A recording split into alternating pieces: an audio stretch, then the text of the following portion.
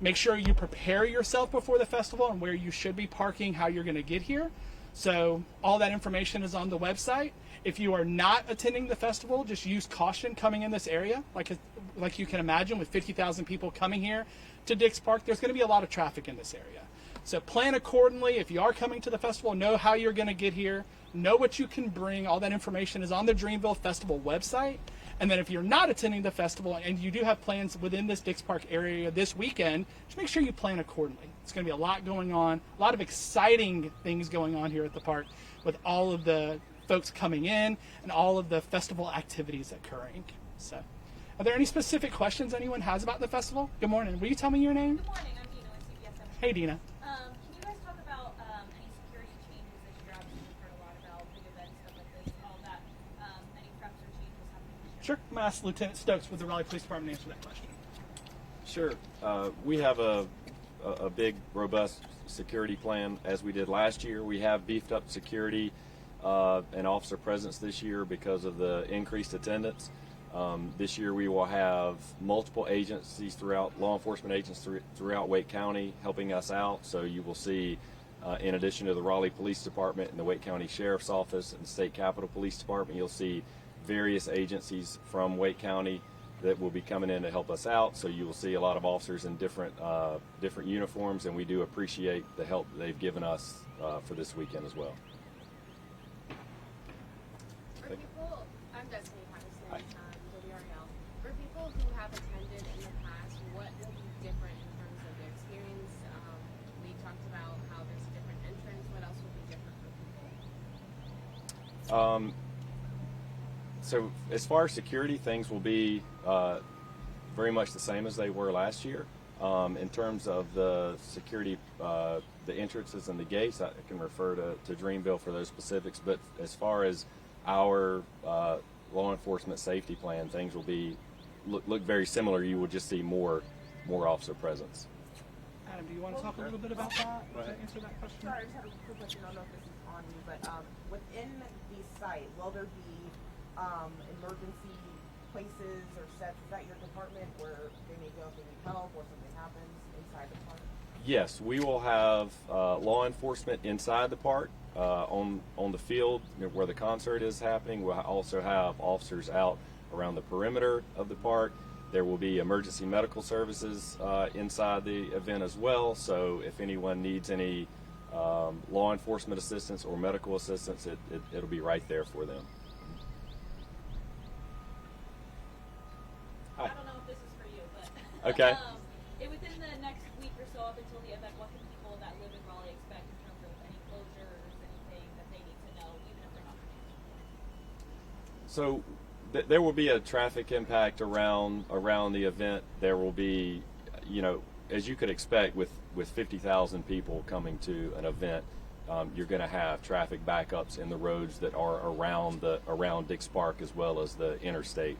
A lot of people are going to be traveling from outside of Raleigh to get to Dix Park, so you can just expect those delays.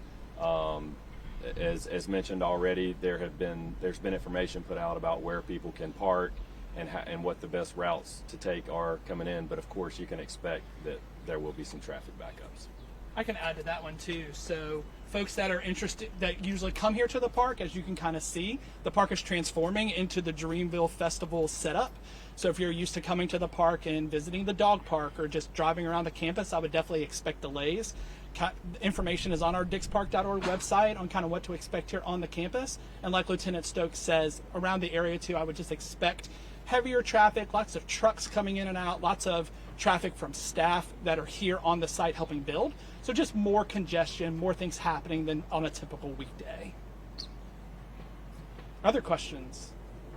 So I know that Yeah, we'll get back to it. I know that like the media, the way that you guys are handling media this year has changed a little bit.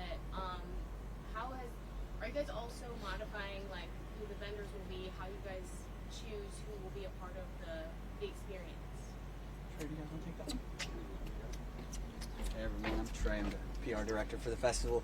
So with respect to local vendors, ambassador programs, just staff we bring on, You know, the impact we make locally is very important to us, so we really try to source as much as we can from the Raleigh and Wake County community.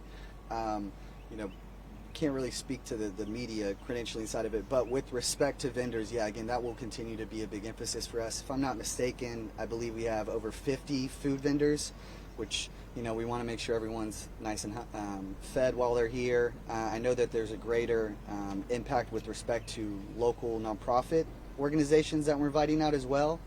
And again, all of this information will be provided via social media and our website. So we're getting ready to kind of unveil that information here in the next few days. So make sure to, you know, look at Dreamville Fest on social media to learn more. How many of those vendors are local? I can't give you a specific number, but I would say a strong majority are all from the Raleigh and Wake County community. We have an outside concessionaire experts that we bring on, and their real target is to bring in those from the local community so that we can make a bigger economic impact, you know, here, and then as well as their businesses off-site. Trey, can we get your first last name and first spelling? Yes, Trey Hicks, Treyhicks. I have a question. Just circling back to her question earlier about the entrance, what's different when the people who are ticket holders come through? What should they expect to see? Yeah, so, you know, we're always looking to improve kind of the festival going experience, which includes entering and exiting the festival. So we're always, if I'm not mistaken, you know, looking to kind of always tweak that kind of egress system to make sure that, you know, we don't run into any issues during the show. So we've kind of expanded the box office. Again, we do have an east and west depending on where you all come in. So we're able to service, you know, our attendees regardless of what entry point they access. So there are 2 entry points? Yes. Is that new this year, or was that the same last year? It's been every year since we've originated, but with respect to this year, we have expanded those capabilities again, just to make sure we can get folks in and out a little bit quicker. Trey, if I can add to that, just to clarify, just to make sure everybody's on the same page too. So from a local perspective, so this whole campus will be closed to the public. So if you don't have tickets for the festival, this whole campus will be shut down. So if you're used to coming into the park over the weekend or things like that, you will only be able to access the park site if you have credentials for the festival. Other questions? I think this might be for Lauren, in terms of just bringing people into the area. Obviously, people are going to come from out of town, stay in hotels, restaurants, talk to me about that. Yeah, so you know, year over year, we work closely with Adam and the Dreamville team and Trey to substantiate and measure the impact year over year. Last year, we were roughly around 6.8 million in direct economic impact. The pre-event calculation this year, based on the trends, based on 80% of the ticket holders last year being actual visitors, either day trip or overnight, and the increase in capacity, so that's 20,000 more a day, we're looking at 7.8 million pre-event projected. Post-event, we'll again work with Adam and Trey and the team to look at ticket data, to look at zip codes, city, state. Great event, you know, all 50 states were represented last year, over 12 international countries in the ticket holding populations. So we expect another really big number. I think the other thing to add to that, we ran about 92% occupancy countywide last year. So that's all hotel rooms countywide, and we were almost completely sold out. The room demand this year is somewhere around 27,000 room nights over the 2.5, 3 day period. Yep. I have a question for Adam. So aside from the economic impact, which is enormous, there's a huge, almost like, I want to say culture impact that's happening here with Dreamville coming back every single year. The numbers keep growing. You guys are obviously expanding. Talk to me a little bit about why that's important to like kind of hone in on and treat Raleigh with this culture. Well, Adam Rodney with Dreamville Fest, Dreamville co-founder and president. This is our home state. This is where J. Cole is born. This is where he's from. This is his where he lives here, and he wants to set up here and bring this festival back every year to impact his home state. That's first and foremost. On top of that, we felt like there just weren't enough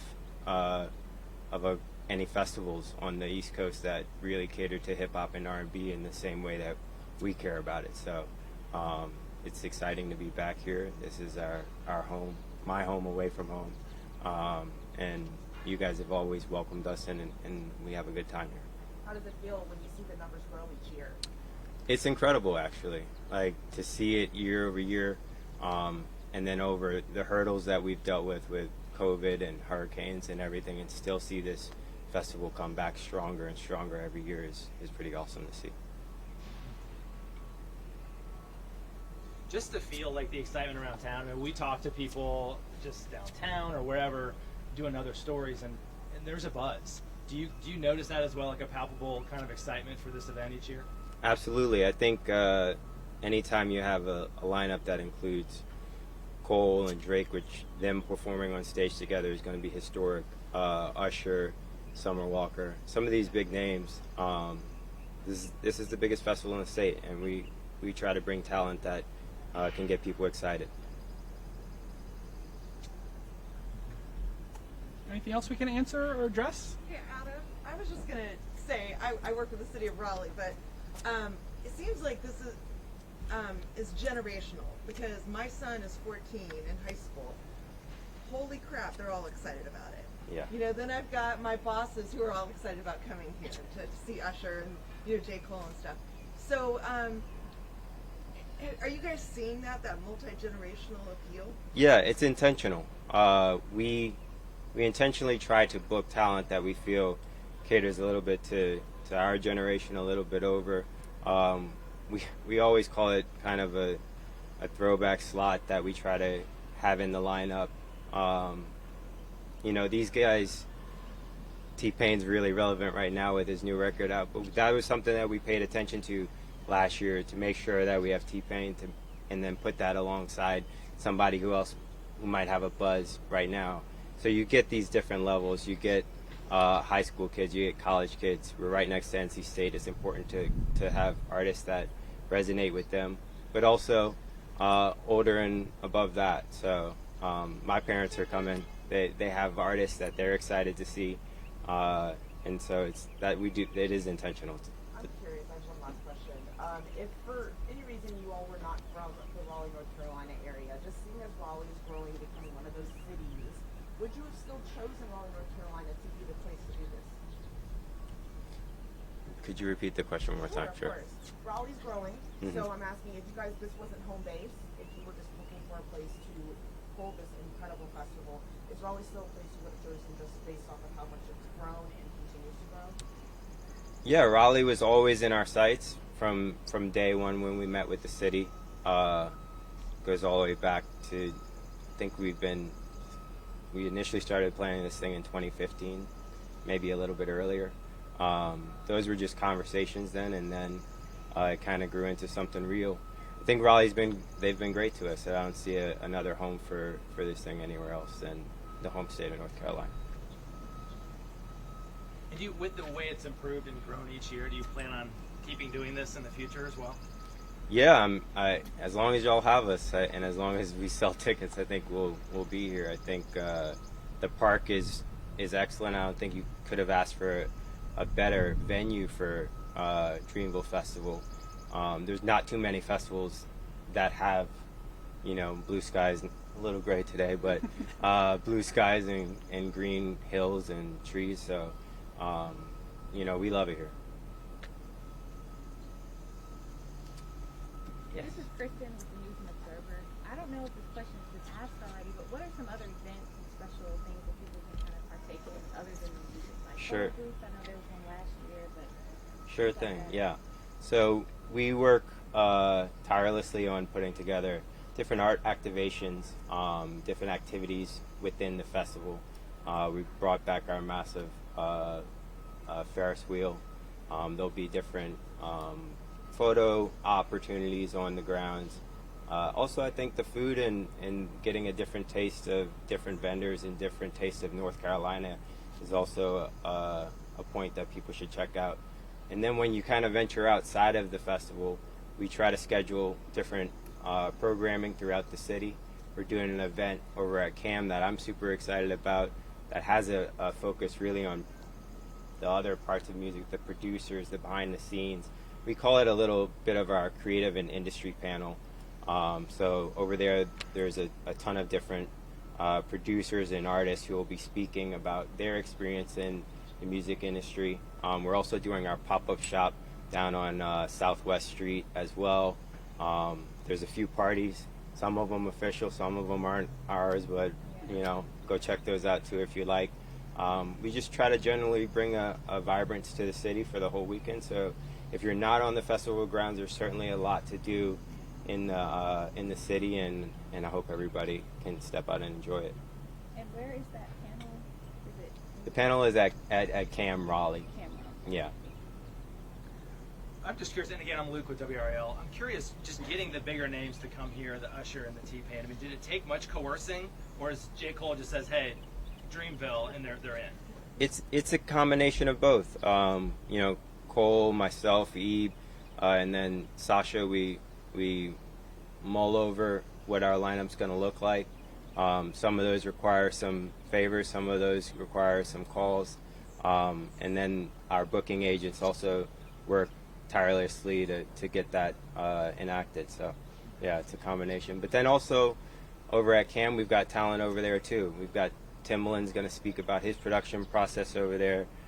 We've got different producers like OG Parker and Judson Made, some of our Dreamville producers, one of them whom is going to be honored for his career in production as well. So most of it is family, you know. We've been in this industry a long time and been blessed to have met a bunch of incredible people, and we just try to tell them about this place and bring them here. Anything else on anybody's mind? I think we're good. I just want to say on behalf of the city of Raleigh, we're just so thankful to the partnership with Dreamville and working with Adam and Trey and the whole Dreamville team. We love the opportunity to expose the world to Dix Park and to the city of Raleigh. So we're just so grateful and say thank you to you all to continue to come back to our community and bring this amazing event. So thank you very much. So thanks everybody for your time. Oh, and before we sorry, wrap go this Trey. up, no, we also, on the festival side, like, we understand how important this is to the community, and we really couldn't do this without folks at the Dix Park, at the city, the state, the county level, PD, fire, EMS, all those things. So really, this is a huge collaborative effort, and we are just so grateful for their support. And the other thing that I wanted to touch upon, I know we talked about improvements to safety and whatnot, but there are big kind of infrastructure changes that we've made with respect to the fan experience. One of which that will impact everyone is improved bathrooms, which is going to be used by everyone, not the traditional porta potties. Otherwise, we are working with AT&T and Verizon to improve cell reception on site. We are, in terms of just transportation, we're working with Lyft and Uber to provide more drop-off and pickup locations. We've almost doubled the amount of transportation buses offered to fans from the downtown location. We're also working with the state and county for train access, scooters, bicycling, etc. So we really try to improve that experience, not to mention the art activations, more food and drink on site. We also have a new ticket offering for GA Plus, which has its own grove. You know, VIP has expanded to provide better sightlines and more just enjoyable room. And also one of our third kind of DJ stage, we have kind of reoriented that to put the Ferris wheel there to ultimately offer more space for the Stage 2 attendees. So across the board, you know, we felt like we've had a lot of success the first 2 years, but again, we're always looking to improve and innovate, and so we're really excited to get started on Saturday. Question: will it be the same as like one stage on that side and another on this side? Yes, so we have the two stages, and what's great for fans too is the music is alternating back and forth. So ideally, you can catch every second of main stage action depending on whatever performer you'd like to see, which is a great offering for fans. Will there also be DJs? There will be some DJs performing in between. Yes, that's correct. Any other questions? Thank you all for coming out. We appreciate it. Thank you.